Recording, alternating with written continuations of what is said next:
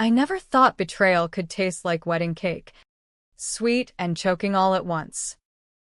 But there I was, veil still pinned crooked from the ceremony, fork midway to my mouth, when my new mother-in-law, Evelyn Hargrove, leaned across the linen-draped table and hissed it loud enough for the entire head table to hear. Gold digger.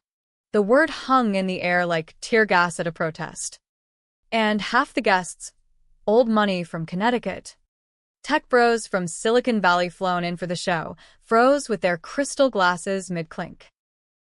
I could feel the heat rising in my cheeks, not from shame, but from the slow burn of a fuse I'd lit years ago without even knowing it.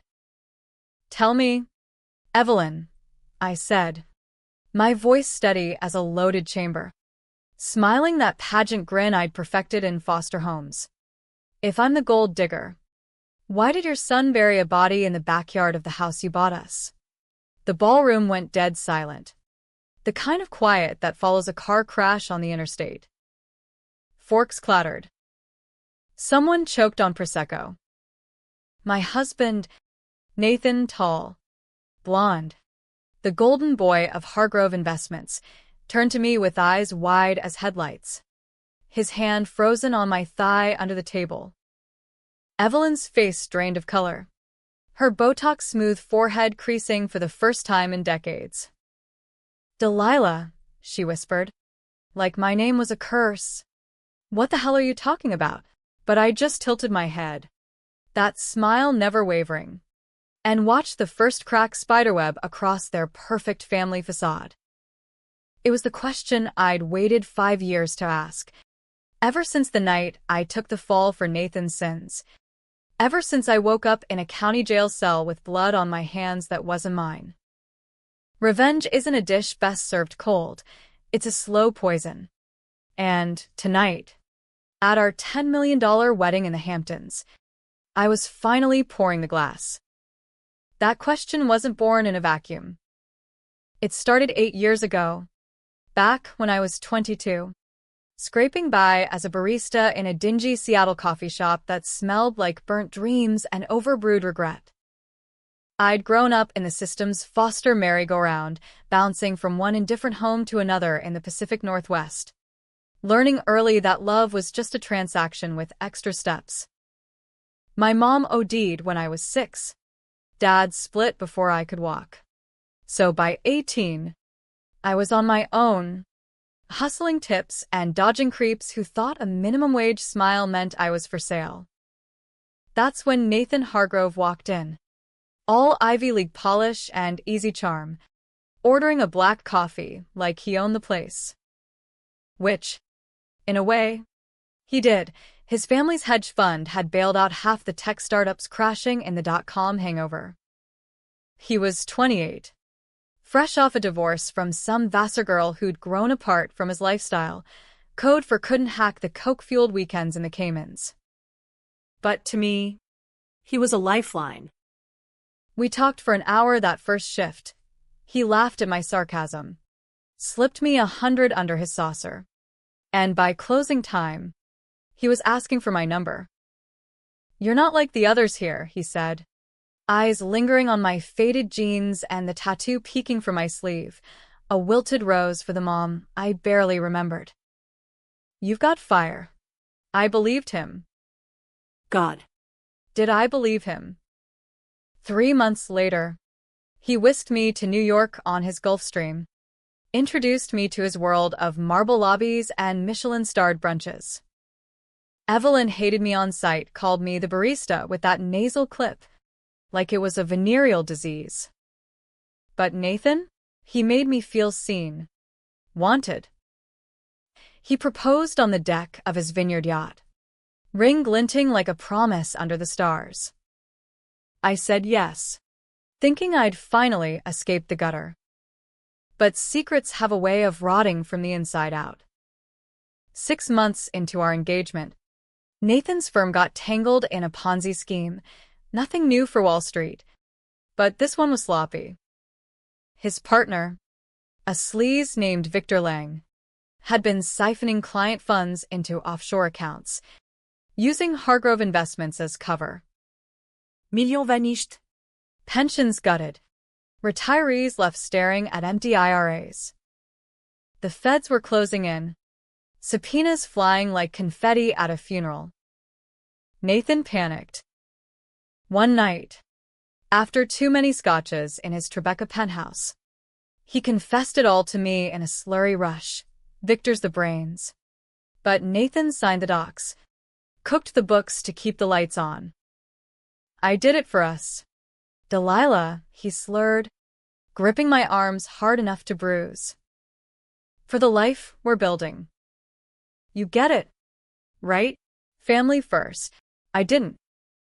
But love makes idiots of us all. He begged me to help cover it, forge a few emails, backdate some transfers, make it look like Victor acted alone. I was no white-collar whiz, but I balanced books at that coffee shop, knew enough Excel to fake competence. We spent nights huddled over his laptop, me typing alibis while he paced like a caged wolf. It felt wrong, electric wrong, but he swore it was temporary just till the heat died down. Then Victor flipped. That rat bastard went to the DA, cut a deal, sang like a canary about Nathan's involvement. But in his testimony, he dragged me in too, said I'd handled the wire transfers, that I was the eager fiancé laundering cash through dummy accounts. Lies. Mostly, but enough truth to stick. The feds raided our place at dawn, cuffed me in my silk robe while Nathan lawyered up from a safe house in the Hamptons. Jail was a special hell. Rikers. Women's wing. Echoes of shouts down concrete halls. The stink of bleach and despair. I pled guilty to accessory. Took a plea that shaved years off but branded me a felon.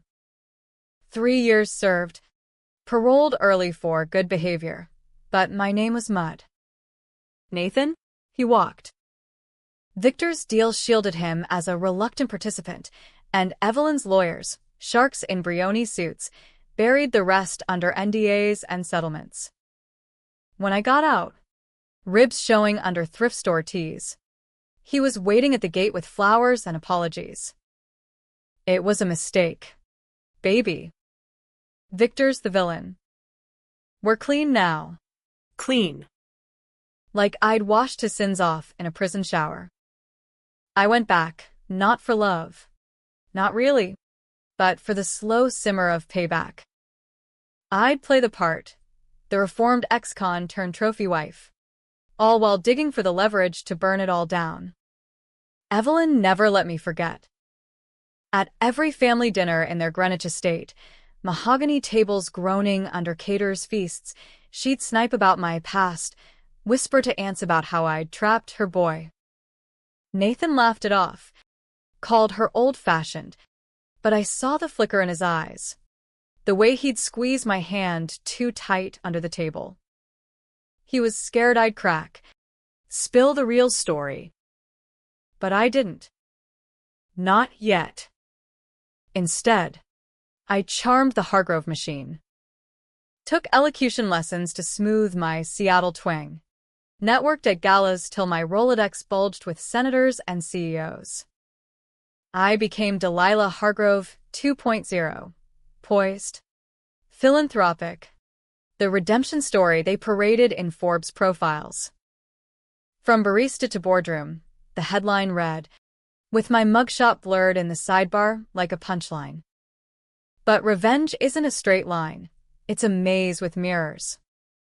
The deeper I dug, the uglier the secrets got. Turns out, Victor wasn't the only loose end. Nathan had a habit, old as his trust fund, of burying problems. Literally.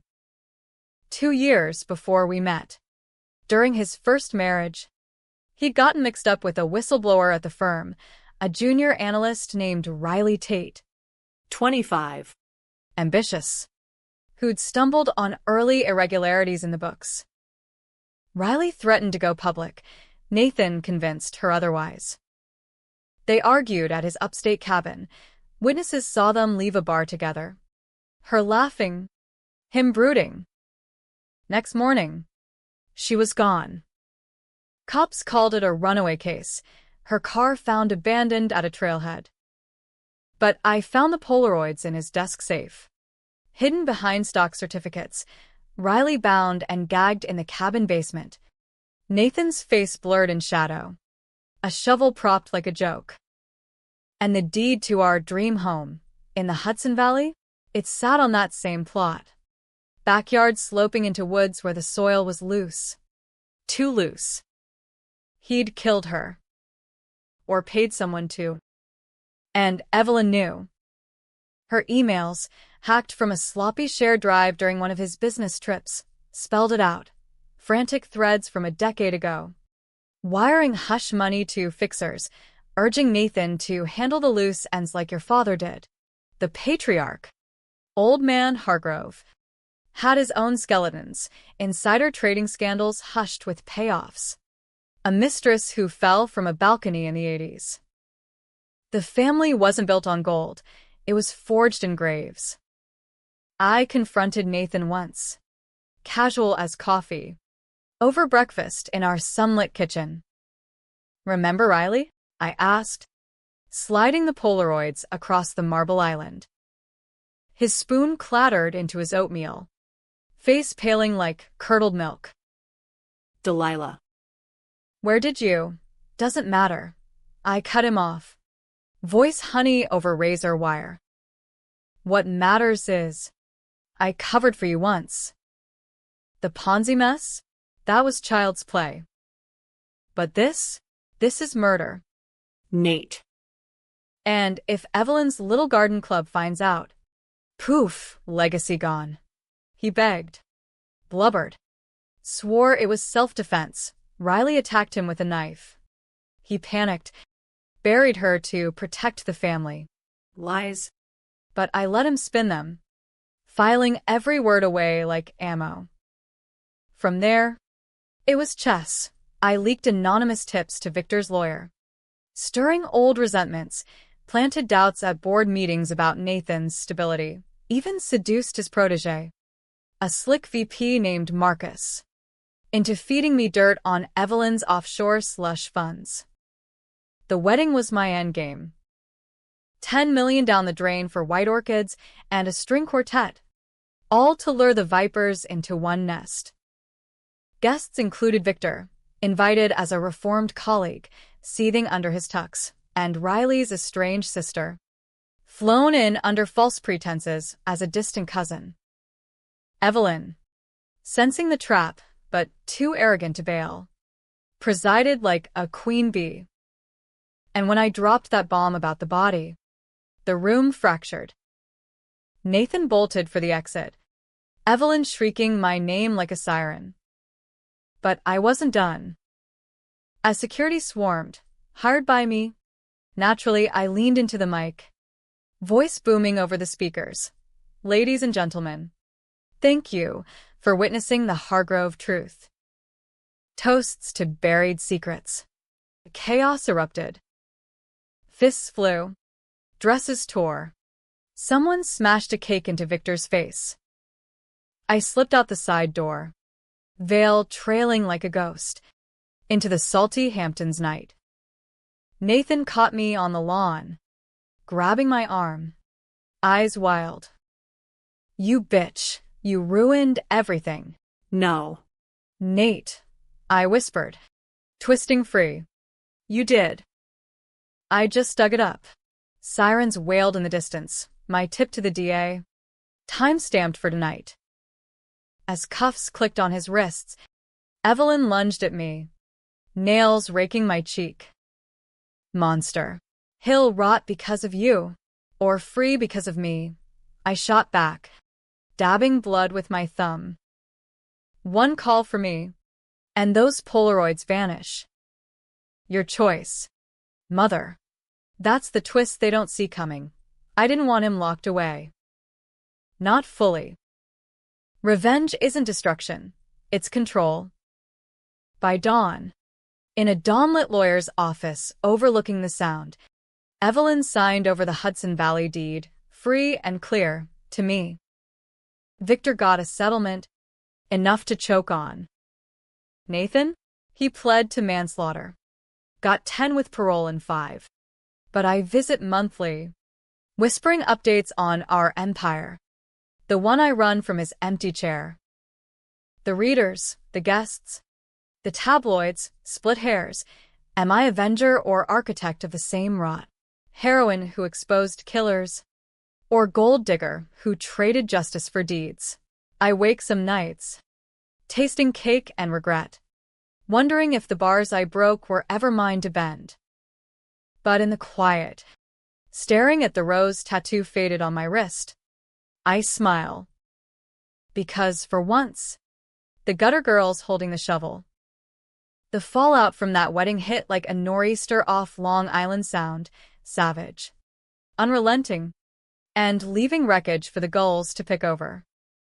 By morning, the tabloids were a frenzy. Hargrove heir handcuffed at altar, fiancé's shocking claim, splashed across the New York Post. With paparazzi shots of Nathan's perp walk, Tux rumpled, Evelyn's face a kabuki mask of fury behind him. I holed up in a boutique hotel in Soho. The kind with blackout curtains and room service that doesn't ask questions. Nursing a split lip from Evelyn's talons and a hangover from the adrenaline crash.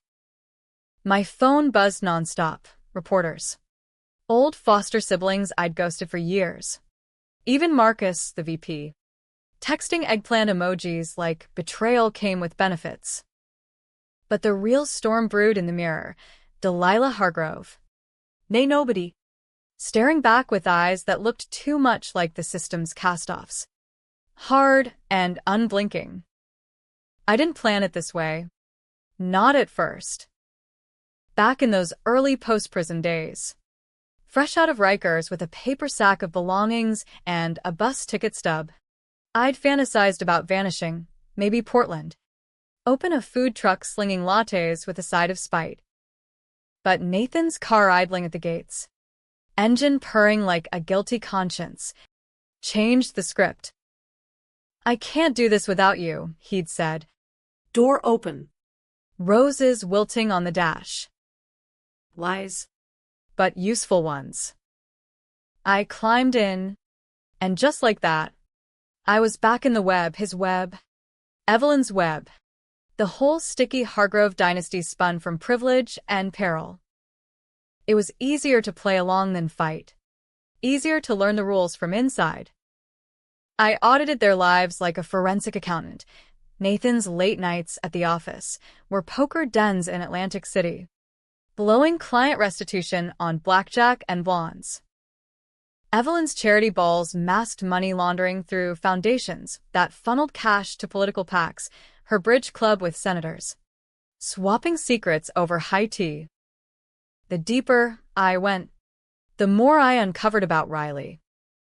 Her file, pieced from redacted court docs and a shady PI I'd hired with pilfered petty cash, painted a ghost, Midwestern transplant, poli-sci major from Iowa State, interning at Hargrove to pay grad school.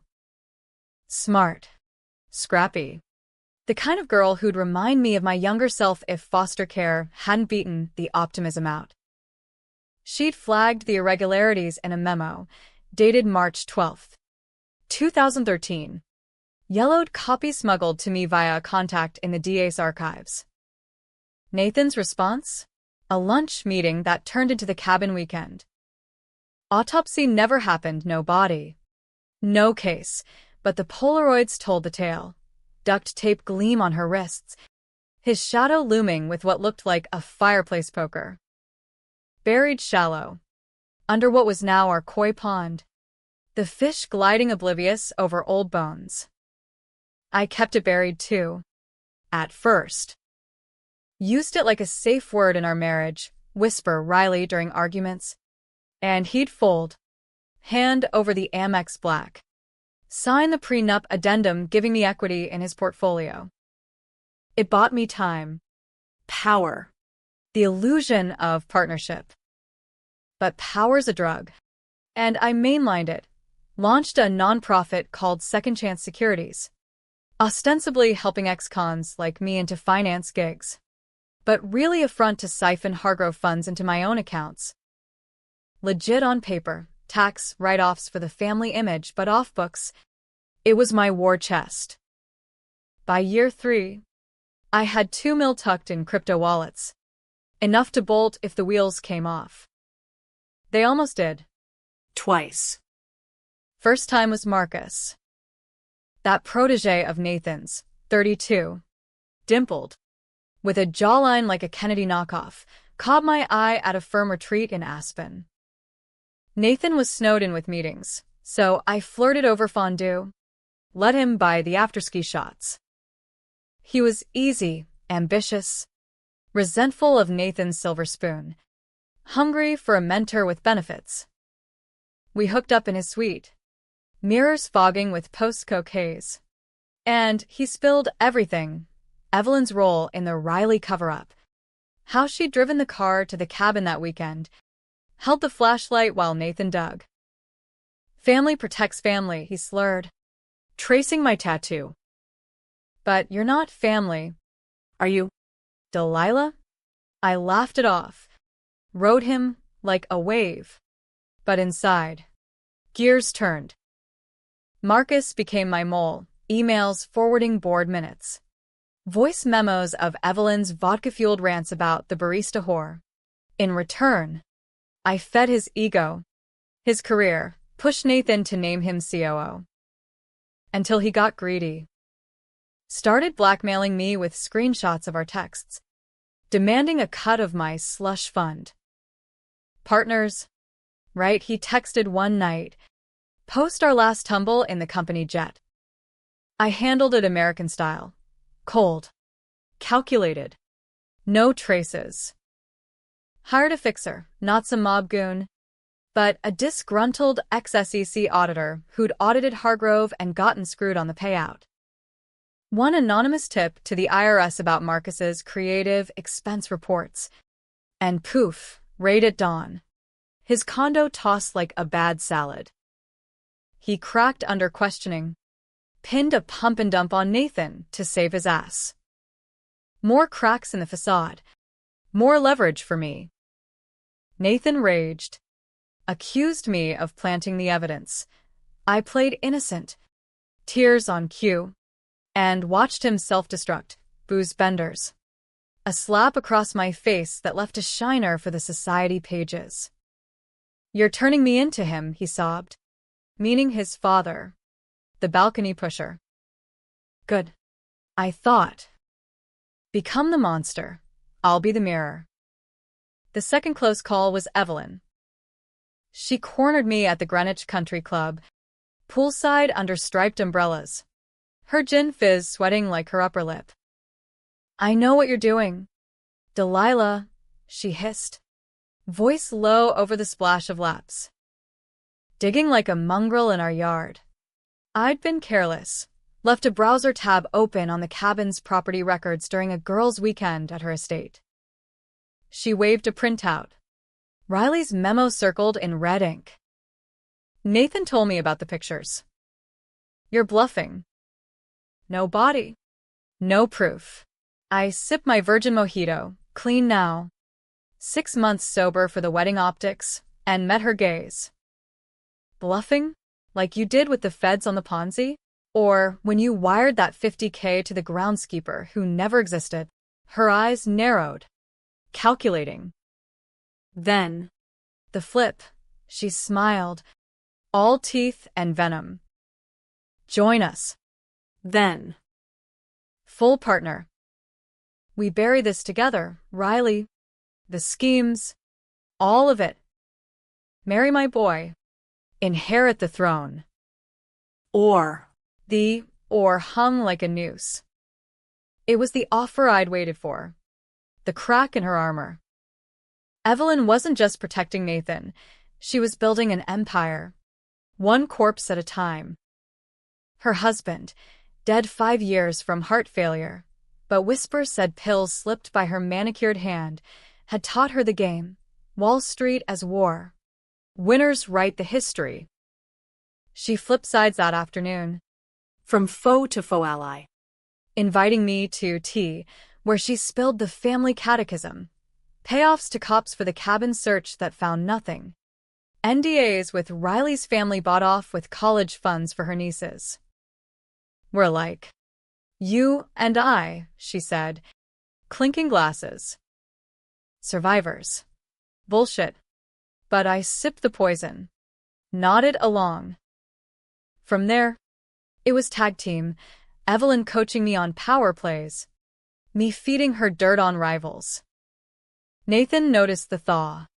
Beamed like a kid at Christmas. See? Mom loves you now. Blind fool. But trust is a luxury I couldn't afford. I documented every word, hidden recorder in my bracelet, cloud backups triple encrypted. And when the wedding invites went out, I wove the noose tighter, invited Riley's sister, Tessa, with a forged note promising closure. Tessa arrived gaunt, eyes haunted, clutching a faded photo of her sibling in a Hawkeye sweatshirt. We met pre-ceremony in the bridal suite. I handed her the Polaroids.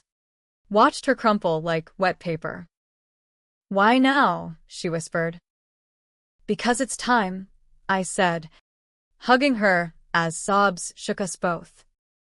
And because I know what it's like to bury someone else's ghost. The ceremony itself was a farce, vows exchanged under a floral arch. Nathan's hand clammy in mine. Evelyn beaming from the front pew like a gargoyle in Chanel. I felt the weight of it all, the ring heavy as handcuffs. Guests murmuring about my comeback. Then the reception. That bomb drop. The shatter. In the hours after, as Nathan stewed in a holding cell and Evelyn lawyered up, Tessa cornered me in the hotel lobby. You used me, she spat. Voice raw. This was revenge porn, not justice. I didn't deny it. Maybe both, I admitted. Riley deserved better than a hole in the woods. So did I. She walked away, but not before slipping me a USB, Riley's old laptop drive. Salvaged from storage. On it, emails proving Evelyn's flashlight hand. Her cleanup text to Nathan. The final piece. By week's end, the DA had the full file, body exhumed under floodlights. Bones whispering truths the Hargroves couldn't buy. Nathan flipped on Evelyn for a reduced sentence. She lawyered to the Supreme Court. But the jury, working stiffs from Queens, saw through the gloss. Guilty on conspiracy. 10 years in white-collar purgatory. Victor slithered free. But I leaked his affair with the DA's intern to the press, scandal enough to tank his comeback. And me? I kept the house. The funds. The name, Delilah Hargrove. CEO of Second Chance. Now a real force for ex-cons clawing up. But victory's a hollow echo. Nights in that Hudson Valley manse. Koi pond bubbling under moonlight. I pour bourbon I don't drink and talk to the dark. Was it worth it? Riley, no answer. Just wind in the willows. Tessa writes sometimes forgiveness or forgiveness withheld. The tabloids dub me the Vixen Avenger. Feminists hail. Conservatives crucify. Nathan's letters beg for visits. Evelyn's glare through plexiglass like daggers. I go. Because control means chains for them. Not just me. And in the gray dawn, scrolling X for the latest hot takes. Hero or harpy? I wonder, did I free us? Or just trade graves? Power's a funny beast in America, devours the weak, fattens the cunning, and leaves you staring at your reflection wondering if the fur's yours or the wolf's. 6 months post-wedding. And I'd clawed my way to the top of the Hargrove rubble, CEO of the rebranded firm. Now, Hargrove Legacy Partners, pitching ethical investing to Silicon Valley suckers who wouldn't know morals if it bit their NFTs. Board meetings in glass towers overlooking the Hudson. Me in power suits tailored to hide the prison tats. Dropping lines like, redemption isn't a buzzword, it's ROI. The press ate it up, Delilah Hargrove. The phoenix from Felony Ashes. TED Talk booked. Podcast circuit buzzing. But under the veneer, it festered. Nightmares of Rikers bars morphing into wedding arches. Riley's ghost gliding through the koi pond like a suburban Ophelia. Evelyn's trial was the real circus. Federal courthouse in Lower Manhattan. Summer heat turning the halls to a sweat lodge of whispers and wires. I testified. Of course.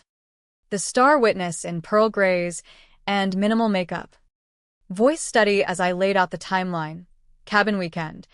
Flashlight in her grip. The shovel's dirt under her nails. Her lawyers, same sharks who'd sprung Nathan, painted me as the serpent. A convicted fraudster with a grudge. Your Honor. Twisting truths for tabloid gold. They dragged up my Ponzi plea. The forged emails. Even hacked my therapy notes from a discreet shrink uptown, sessions where I'd vented about family pressures, twisted to sound like extortion plots. The jury. A mix of Bronx plumbers and Brooklyn baristas. Shifted in their seats. I saw the doubt creep in. The American skepticism of anyone too polished. She flipped again on the stand, Evelyn Hargrove. Grande dame reduced to tear-streaked mascara. Claiming abuse from Nathan's instability, that I'd manipulated her into silence with threats. She said she'd ruin us all, she sobbed, dabbing with a monogrammed hanky. That barista girl with the killer eyes. Gasps rippled. The judge banged for order. It was brilliant. Machiavellian. Turning victim. Flipping the script, so I looked the monster. Reporters live tweeted. Evelyn innocent? My own camp splintered. Marcus. Out on bail, but loyalish. Texted warnings. Tessa. Riley's sister. Ghosted after one stiff good luck note. Even Nathan. From his upstate cell. Smuggled a letter via his guard. She's lying. Del. But if you drop the pics, I can get her to recant. For us. Us. The word curdled like bad milk. I didn't drop anything. Instead, I doubled down, leaked the cleanup text to a friendly juror via anonymous drop, burner phone, rooftop handoff. Straight out of a Scorsese flick. The holdout flipped by deliberation's end, guilty on all counts. Conspiracy to cover murder. Evelyn's sentencing was a spectacle, 15 years. No parole. Her pearls clacking as marshals led her away in cuffs that matched her lipstick. She didn't look at me chin high, like a fallen debutante, but I felt the hex. The promise of payback from behind bars. You'll get yours. Delilah, her lawyer hissed in the elevator after. Old money dies hard. It did. Whispers started. Audits on my nonprofit. IRS hounds sniffing at Second Chances books. Turns out, Evelyn had allies, senators she'd bankrolled. Club ladies with Rolodexes deeper than mine. My crypto evaporated overnight. Traced to a security breach that screamed inside job. Marcus bailed fully then. Jumping to a rival firm with a fat signing bonus and a side eye at our last lunch. You're toxic now. Babe. Catch you on the flip. Alone in the tower office. City lights mocking me. I cracked. First real crack since the wedding. Poured a scotch. Neat. And scrolled Riley's drive for solace. There. Buried in deleted files. A video. Grainy camcorder footage from the cabin. Evelyn arguing with Riley. Voices muffled but clear enough. Sign the NDA. Or your career's over. Riley's laugh. Defiant. Blackmail's a crime. Mrs. Ash. Then Nathan's shadow. The scuffle. A thud. Evelyn's voice. Post facto. Finish it. Nathan. For the family. I watched it loop. Numb. The scotch burning a path to truth. Evelyn hadn't just covered, she'd orchestrated. Riley threatened the whole empire. Early leaks could have tanked the firm pre-Ponzi. Exposed the patriarch's skeletons. So they silenced her. And I'd been the patsy. The fall guy twice over. Nathan's fraud, Evelyn's idea. Testing my loyalty. Binding me with guilt. The proposal. The charm, it was all bait. I wasn't escaping the gutter. I'd been lured deeper. Rage boiled fresh. But twisted now, not just revenge, but revelation. I copied the file, encrypted it triple, and reached out to Tessa. We finished this together, I emailed. Her reply, no more games. Meet me. We did, in a dive bar off the Jersey Turnpike. Neon buzzing like bad karma. Her nursing a soda. Me on club seltzer. Tessa looked older. Lines etched from grief's chisel. But her eyes, Riley's eyes, held fire. What now? Avenger? She asked. Bitter. I slid the USB across the scarred formica. proof. Enough to appeal her conviction. Maybe charge Nathan with murder outright. But it implicates me too, the cover on the Ponzi. Feds could reopen that. She pocketed it. Silent. Why give it up? You're free. Am I? I laughed. Hollow. I've got the house. The title. But every night, I sleep with ghosts. Riley's. My mom's. Yours. Pause. Then, this isn't redemption, Delilah. It's restitution. But if we do this, no more flips. Partners. Partners. The word echoed Nathan's old plea. But this time, it stuck. We lawyered up, Tessa's pro bono ACLU shark. Me with a white knight firm chasing headlines. The appeal hearing was a media maelstrom. Cameras flashing like St. Elmo's fire. Protesters outside waving, justice for Riley signs. Evelyn's team countersued, defamation. Emotional distress, dragging my name through mud again. Serial betrayer seeks spotlight. The judge. A grizzled Italian from Brooklyn. Eyed us like pigeons in a park. MS. Hargrove. He drawled at me. You've danced this tango before. What's your angle? I stood. Heart hammering. No ángel. Your honor. Just truth. I was blind. Now I see. The video tipped it, admitted as new evidence. Evelyn's appeals crushed. Nathan's retrial followed. Swift and brutal. Murder won. Life without. He begged one last visit. Orange jumpsuit swallowing his frame. Eyes pleading through the glass. Delilah. Please. It was her, Mom pushed me. I loved you. Loved. Past tense. Like a expired coupon. I pressed the receiver to my ear.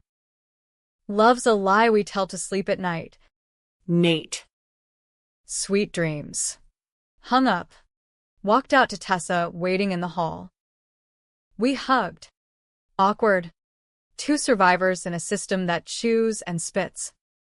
But America doesn't do tidy. Post-trial. The vulture circled. Class action suits from Ponzi victims. Naming me as co-conspirator. My TED got yanked. Podcast host ghosted. Second chance folded under scrutiny. Funds frozen.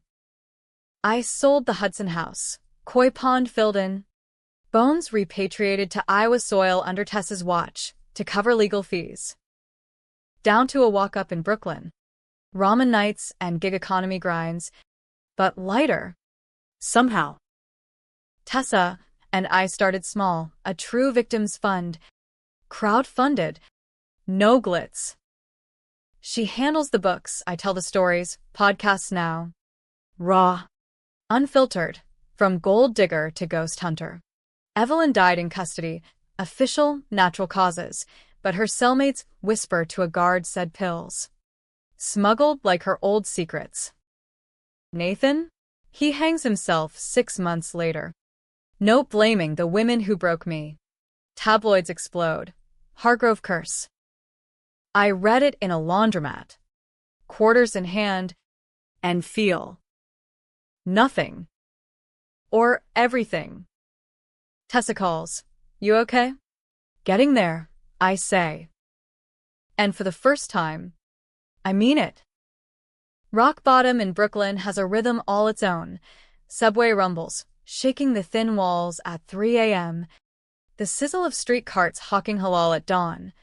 Neighbors blasting Bad Bunny through papered partitions like a soundtrack to survival. My walk-up's a 4th-floor walk-up in Bed-Stuy. Rent-stabilized steel with a fire escape view of brownstones and bodegas. The kind of place where ambition goes to simmer, not boil.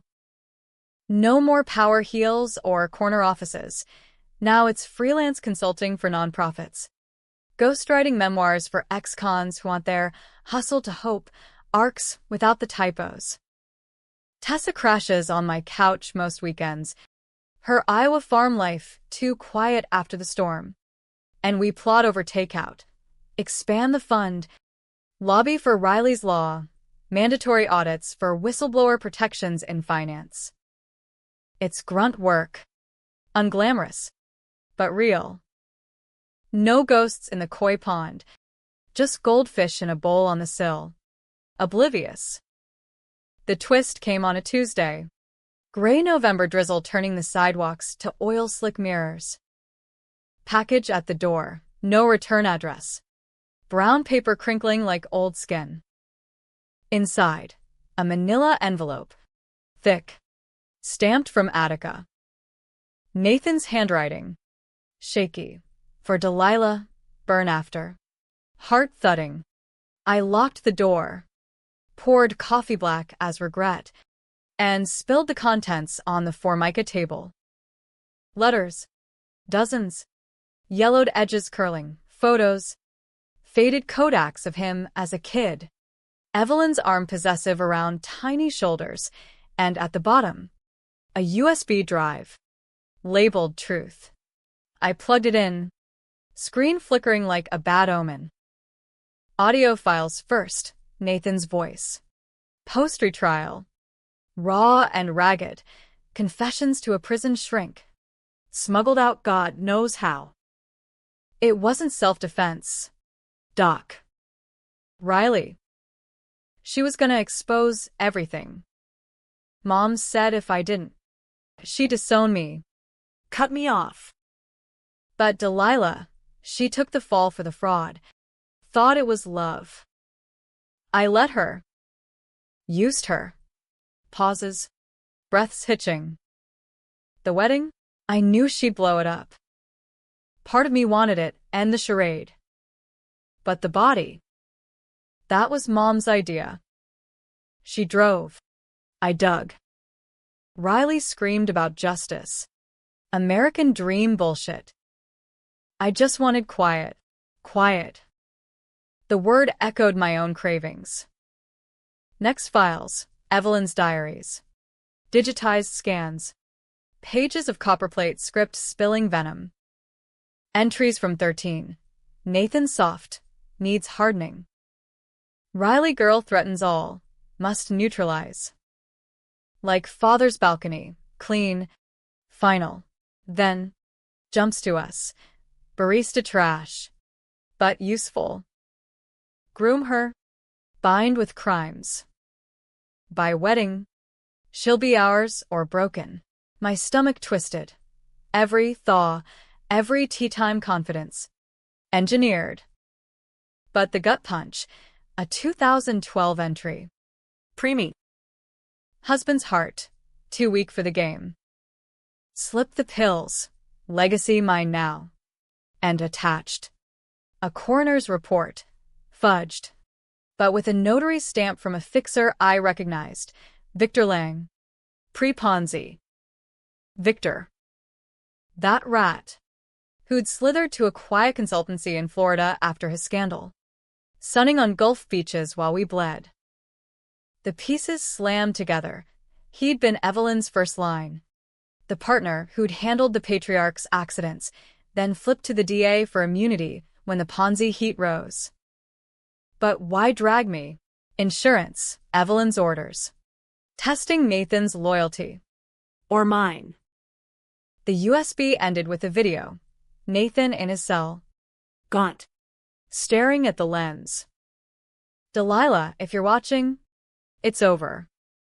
I wired the last of the offshore to your old crypto key. Call it restitution. Burn this. Or don't. Your call. Timestamp. 2 days before his hanging. I sat there till dusk bled into neon. Rain pattering like accusations. The money, $3 million. Untouched since the hack, sat blinking on my laptop. A poisoned chalice. Take it. And I'm complicit again. Gold digger gilded in blood. Burn it. And what? Virtue's signal to ghosts? Tessa found me like that. Keying in with her spare. Takeout bags, swinging. Jesus. Dell. What's with the face? She saw the spread. Froze. Played the files. Jaw tightening with each revelation. Victor's alive, she said finally. Voice steel. We end him. We didn't kill, that's their game. Instead, we played it smarter. Anonymous packet to the Florida State AG. Video included. With a trail of breadcrumbs back to Evelyn's old packs. Victor's arrest hit the wires at midnight. Conspiracy to murder. Elder abuse. The works.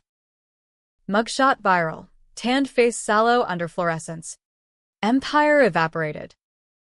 He flipped one last time. Singing about Hargrove skeletons to a decade of cold cases, mistresses, rivals. Even a union boss suicided in the 90s.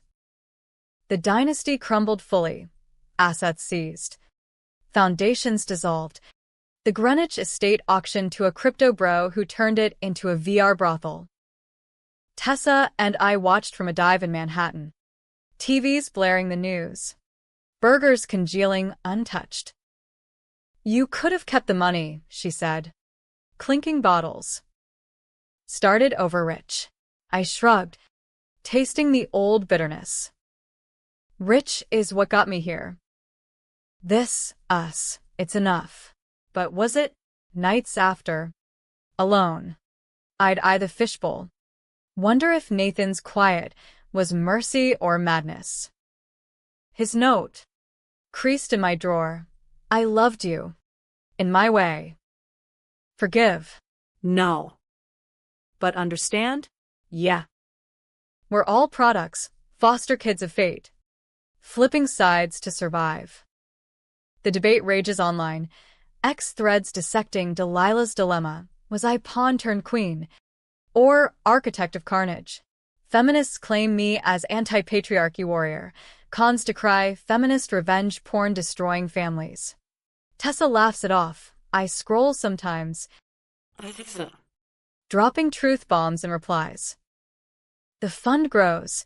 Riley's law passes in New York. Ripples to D.C. I date a barista now. Irony thick as foam. His laugh easy. No shadows. He asks about the tattoo. I tell the rose story. Not the rest. Ending? Pick your poison. Happy. I wake to sunlight on the fire escape. Tessa's coffee brewing. A life unburied. Tragic. The ghosts linger. Whispering, what if? The shovels wait eternal. Me? I choose both because in America, revenge is the dream we chase. Controversial as apple pie. dark as the Hudson at midnight. And damn if it doesn't taste like freedom.